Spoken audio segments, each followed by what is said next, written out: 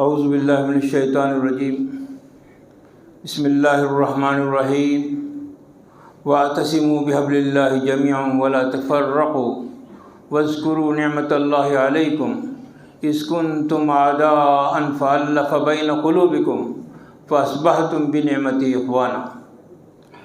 تم سب مل کر اللہ کی رسی کو مضبوطی سے تھامے رکھو اور آپس میں تفرقے میں مت پڑو، اور تم اللہ کی اس نعمت کو یاد کرو جو اس نے تم پر کیا کہ تم ایک دوسرے کے دشمن تھے، پس اس نے تمہارے دلوں کو جوڑ دیا اور تم اس نعمت ایمان کی وجہ سے آپس میں بھائی بھائی بن گئے۔ وَأَطِیعُوا اللَّهَ وَرَسُولَهُ وَلَا تَنَازَعُوا فَتَفْشَلُوا وَتَذْهَبَ رِيحُكُمْ وَاصْبِرُوا إِنَّ اللَّهَ مَعَ الصَّابِرِينَ۔ اور تم سب مل کر اللہ اور اس کے رسول کی اطاعت کرو اور آپس میں جھگڑے میں مت پڑو، تم شکست کھا جاؤ گے اور تمہاری ہوا اکھڑ جائے گی۔ صبر سے کام لو، اللہ تعالیٰ یقیناً صبر والوں کے ساتھ ہے۔ لو انفقت ما فی الارض جميعا ما الفت بین قلوبہم ولکن اللہ الف بینہم انہ عزیز حکیم۔ اور وہی وہ ذات ہے جو اس نے مومنوں کے دلوں کو جوڑ دیا۔ اگر تم روئے زمین کی ساری دولت بھی خرچ کرتے تو تم ان کے دلوں کو جوڑ نہیں سکتے تھے، ولیکن اللہ الف بینہم، لیکن اللہ تعالیٰ نے ان کے دلوں کو جوڑ دیا۔ ان اللہ عزیز حکیم، یقیناً وہ بڑا زبردست اور دانا ہے۔ اللہ کے رسول صلی اللہ علیہ وسلم نے صحابہ کرام رضوان اللہ اجمعین کو مخاطب کر کے ارشاد فرمایا، میری امت پر وہ وقت آنے والا ہے جب دوسری قومیں اس پر ٹوٹ پڑیں گی۔ تو صحابہ کرام نے پوچھا، اے اللہ کے رسول صلی اللہ علیہ وسلم، کیا ہم اس وقت قلیل تعداد میں ہوں گے؟ آپ صلی اللہ علیہ وسلم نے ارشاد فرمایا کہ تم پر قومیں اس طرح ٹوٹ پڑیں گی جس طرح بھوکے دسترخوان پر ٹوٹ پڑتے ہیں۔ تو صحابہ نے جب یہ سوال کیا کہ کیا ہماری اس وقت تعداد کم ہوگی، تو اللہ کے رسول صلی اللہ علیہ وسلم نے ارشاد فرمایا، نہیں، تمہاری تعداد تو بہت ہوگی، لیکن تمہاری کوئی حیثیت نہیں ہوگی، اور تم سیلاب میں بہنے والے تنکوں کی طرح ہوں گے، جو جدھر چاہے گا وہ موجود کو ادھر بہا لے جائے گی۔ تم بے وزن ہوگے، اللہ تمہارے دلوں کے اندر دشمنوں کا وہن ڈال دے گا، رعب ڈال دے گا، اور تمہارے دلوں میں پست ہمتی گھر کر جائے گی۔ اس پر آپ نے، ایک آدمی نے رسول اللہ صلی اللہ علیہ وسلم سے عرض کیا، اے اللہ کے رسول صلی اللہ علیہ وسلم، وہن کیا چیز ہے؟ آپ صلی اللہ علیہ وسلم نے فرمایا، تم دنیا سے محبت کرو گے اور موت سے نفرت کرنے لگو گے۔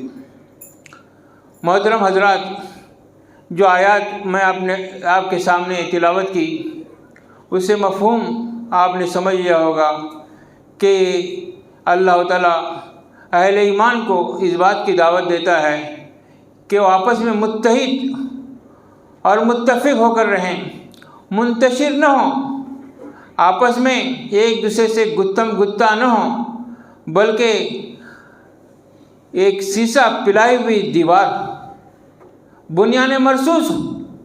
اللہ نے دوسری آیات میں اس کی نشاندہی کی ہے اور یہ بتایا ہے مومن آپس میں بھائی بھائی ہیں تو ان کے تعلقات کو درست کرو۔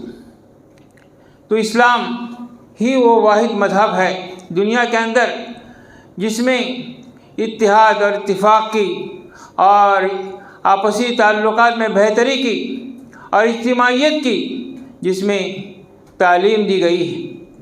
اور دوسرے مذاہب کے ہاں یہ تصور نہیں پایا جاتا اتحاد اور اتفاق کا۔ وہ کچھ سیاسی اسباب کی بنیاد پر اتحاد تو کر لیتے ہیں، لیکن اسلام نے اس کو دین قرار دیا اور آپس میں اتحاد اور اتفاق کو لازم قرار دیا کہ مسلمان ایک اجتماعیت کے اندر موجود رہیں.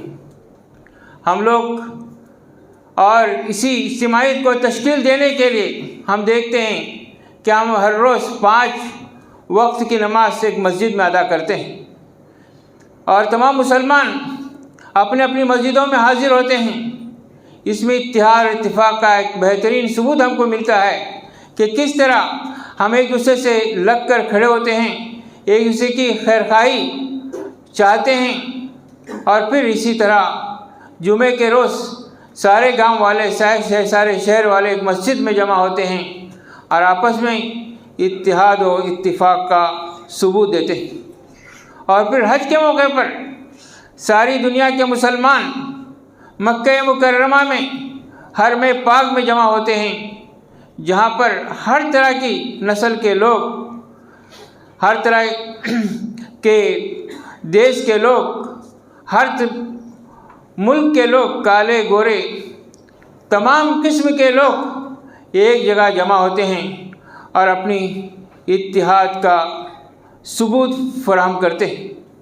عیدین کے موقع پر بھی ہم لوگ دیکھتے ہیں کہ عید کی نماز میں تمام شہر کے لوگ عیدگاہ میں جمع ہوتے ہیں اور آپس میں اتحاد اور اتفاق کا ثبوت دیتے ہیں. تو ملت اسلامیہ کے اندر اس بات کی تاکید کی گئی ہے کہ آپس میں اختلاف سے بچیں، آپس میں ایک دوسرے سے ٹانگ کھینچنے سے بچیں، اور جہاں تک ممکن ہو آپس میں اتحاد اور اتفاق کے ساتھ مسلمان رہیں. اس سے مسلمانوں کا وزن بڑھ جائے گا، اس سے مسلمانوں کے اندر یونٹی قائم ہو جائے گی، ایک اجتماعیت قائم ہو جائے گی، اور مسلمان جب سیسا ہی پلائی ہوئی دیوار بن جائیں گے تو اشداء الکفار و رحماء بہنوں بن جائیں گے. وہ کفار پر سخت ہوں گے اور آپس میں رحیم ہوں گے. تو ہم دیکھتے ہیں کہ آج مسلمانوں کے اندر اختلافات پنپ رہے ہیں، اور ہماری مسجدیں انہی اختلافات کی بنیاد پر الگ ہو گئی ہیں. مسلکوں کے نام پر ہماری مسجدیں تعمیر ہو رہی ہیں. جس مسجد میں جا کر ہم متحد ہونا چاہیے تھا، آپس میں اتحاد کے لیے مساجد قائم کی گئی تھیں، لیکن آج چھوٹی چھوٹی چیزوں پر ہمارے اختلافات جنم لے رہے ہیں.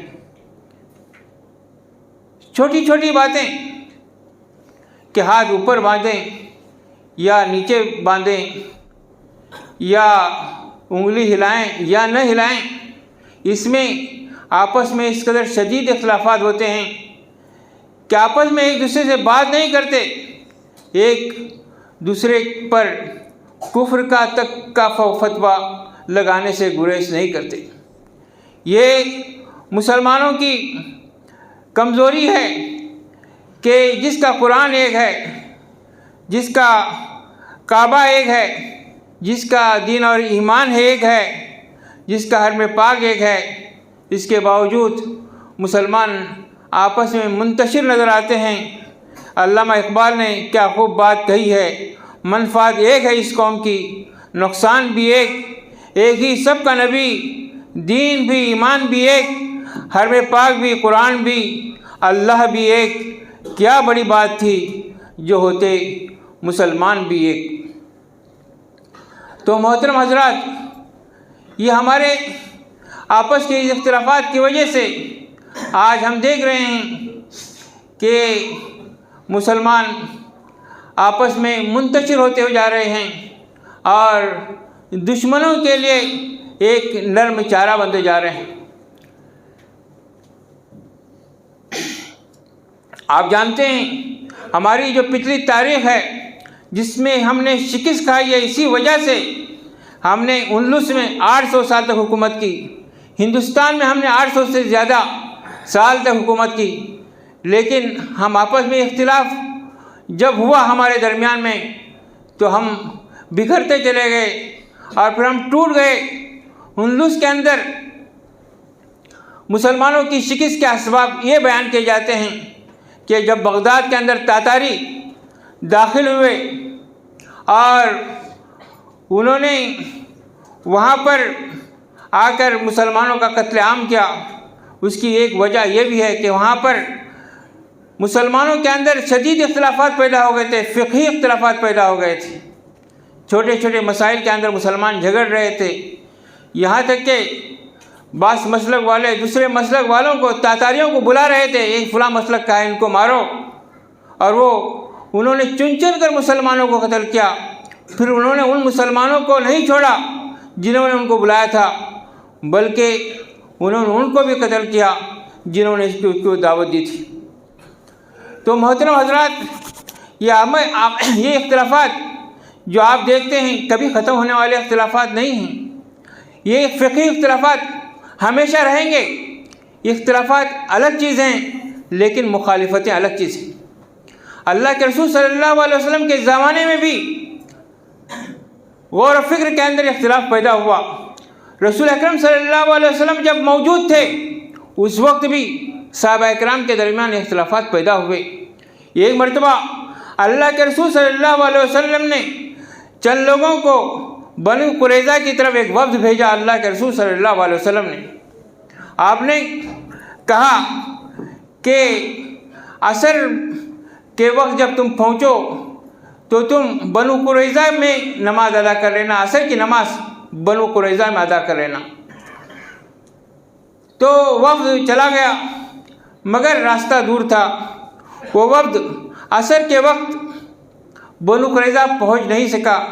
راستے میں عصر کی نماز قضا ہونے کا وقت آیا تو کچھ لوگوں نے عصر کی نماز راستے میں ادا کی، اور کچھ لوگوں نے کہا کہ نہیں، اللہ کے رسول صلی اللہ علیہ وسلم نے ہمیں بنو قریظہ میں جا کر عصر کی نماز ادا کرنے کا حکم دیا تھا، چاہے ہماری نماز قضا ہی کیوں نہ ہو جائے، ہم بنو قریظہ میں جا کر نماز ادا کریں گے۔ کچھ لوگوں نے یہ سمجھا عصر کی نماز اللہ کے رسول صلی اللہ علیہ وسلم نے ہم کو جلدی پہنچنے کا حکم دیا تھا، لہذا ہم عصر کی نماز اگر قضا ہو جائے تو ہم کو راستے ہی میں پڑھ لینا چاہیے۔ دونوں کا موقف بالکل صحیح تھا، الگ الگ تھا۔ جب اللہ کے رسول صلی اللہ علیہ وسلم کے پاس یہ لوگ پہنچے واپس تو انہوں نے اپنا اپنا موقف بیان کیا کہ اللہ کے رسول صلی اللہ علیہ وسلم نے ہمیں نماز قضا کی، اور بنو قریظہ میں پہنچے تو ہم نے عصر کی نماز ادا کی۔ تو کچھ لوگوں نے کہا کہ ہماری نماز قضا ہو رہی تھی لہذا ہم نے راستے ہی میں نماز ادا کی۔ اللہ کے رسول صلی اللہ علیہ وسلم خاموش ہوئے۔ آپ نے اپنی خاموشی کے ساتھ یہ بتا دیا کہ جو دونوں نے جو طریقہ اختیار کیا وہ بالکل درست تھا، صحیح تھا۔ اللہ کے رسول صلی اللہ علیہ وسلم نے ان کے اجتہاد کے دروازے کو بند نہیں کیا۔ آپ صلی اللہ علیہ وسلم کو معلوم تھا کہ آئندہ جا کر اس طرح کے اور مسائل پیدا ہو سکتے ہیں۔ تو جو سب سے چیز ہے، صحابہ اکرام اجمعین کے اندر بھی سخت اختلافات ہوئے، اور یہ اختلافات کے نتیجے میں ان کے درمیان آپس میں کوئی دلوں کے اندر رنجش نہیں آئی، آپس میں ان کے دلوں میں کوئی دوری پیدا نہیں ہوئی، کوئی بغض اور حسد پیدا نہیں ہوا۔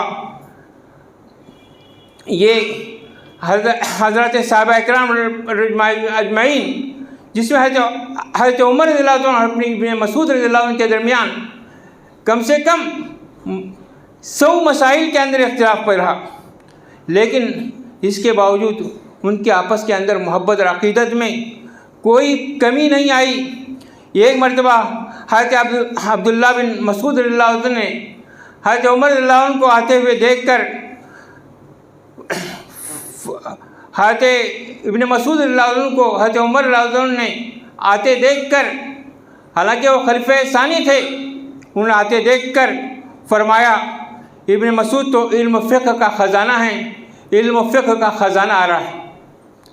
اسی طرح حضرت عمر رضی اللہ عنہ کا جب حضرت ابن مسعود رضی اللہ عنہ کے سامنے تذکرہ ہوتا تو فرماتے وہ ایک اسلام کا قلعہ ہیں جس میں لوگ داخل ہو کر باہر نہیں نکل سکتے، لیکن ان کی شہادت کی وجہ سے اس اسلامی قلعے کے اندر شگاف پڑ گئے۔ تو ایک دوسرے کا وہ کتنا احترام کرتے تھے اسی طرح حضرت زید بن ثابت رضی اللہ عنہ ایک جلیل القدر صحابی ہیں، حضرت ابن عباس رضی اللہ عنہ مشہور مفسر قرآن ہیں، ان کے درمیان بھی کئی مسائل کے اندر شدید اختلافات تھے۔ ایک دن حضرت عبداللہ بن مسعود رضی اللہ عنہ نے حضرت زید بن ثابت رضی اللہ عنہ کو آتے دیکھا، سواری پر ان کی رکاب پکڑ لی اور ان کی رکاب گھوڑے پر سوار تھے اور ان کی وہ رکاب پکڑ کر چلتے رہے۔ انہوں نے کہا چھوڑ دیجئے، لیکن انہوں نے نہیں مانا اور انہوں نے کہا کہ ہم اہل علم کے ساتھ ایسا ہی سلوک کرتے ہیں۔ اور پھر حضرت زید رضی اللہ عنہ کا یہ معاملہ دیکھے، حضرت زید رضی اللہ عنہ نے حضرت عبداللہ بن عباس رضی اللہ عنہ سے کہا کہ آپ مجھے ذرا اپنا ہاتھ دکھائیے۔ جب انہوں نے اپنا ہاتھ دکھایا تو انہوں نے اس ہاتھ کو چوما اور فرمایا کہ ہمیں اہل بیت سے ایسی ہی محبت کرنی چاہیے، اور اللہ کے رسول صلی اللہ علیہ وسلم نے ہم کو اسی بات کے کرنے کا حکم دیا ہے۔ تو محترم حضرات، یہ اختلافات جو ہمیشہ رہتے ہیں، مگر مخالفت نہیں ہونی چاہیے۔ آپ دیکھتے ہیں کہ کسی ایک مرض کے سلسلے میں ڈاکٹروں کے اندر اختلاف پیدا ہو جاتا ہے، مرض کی تشخیص کے سلسلے میں ایک استاد اور شاگرد کے درمیان ڈیبیٹ کے اندر کوئی اختلافات پیدا ہوتا ہے، کسی گفتگو کے اندر اختلافات پیدا ہو جاتا ہے، گھر میں بیوی اور شوہر کے درمیان اختلافات پیدا ہو جاتے ہیں۔ یہ اختلافات کوئی بری چیز نہیں ہے، آدمی کی فکریں الگ الگ رہتی ہیں، لیکن اگر مخالفت پیدا ہو جائے تو پھر وہ طلاق تک اور خلا تک نوبت آ جاتی ہے۔ مخالفت پیدا ہو جائے تو اس پرنسپل کو اسکول سے ہٹا دیا جاتا ہے۔ تو یہ اختلاف کوئی بری چیز نہیں ہے، لیکن ہمارا دائرہ کار ایسا ہونا چاہیے ہم کسی کی مخالفت نہ کریں، آپس میں ایک دوسرے سے مل جل رکھیں۔ کتنے لوگ ہیں ایک دوسرے کو سلام کرنا گوارا نہیں کرتے کہ وہ ان کے مسلک کے ساتھ نہیں ہیں، ان کی فکر سے وابستہ نہیں ہیں۔ اس سے آج ہم دیکھ رہے ہیں کہ ہم دشمنوں کے لیے نرم چارہ بنتے چلے جا رہے ہیں۔ تو محترم حضرات، ہم سب کو اللہ کی رسی کو مضبوطی سے تھامے رکھنا چاہیے، اور ہمارا اتحاد اسی وقت ہو سکتا ہے جب اللہ کی کتاب کو مضبوطی سے تھامے رکھیں۔ آج کیا ہم اللہ کی کتاب کو سمجھنے کی کوشش کرتے ہیں؟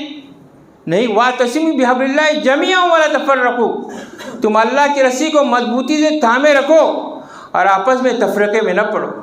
تو اللہ کی کتاب کا ہم پڑھیں، اللہ کے رسول صلی اللہ علیہ وسلم کی سنتوں کو پڑھیں، دین اسلام کو سمجھیں، اس کی بنیادیں۔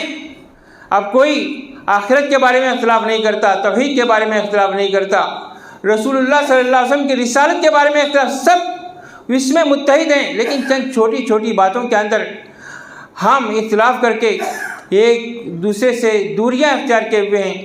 اللہ سے دعا ہے کہ اللہ تعالیٰ ہمارے اندر اتحاد پیدا فرمائے۔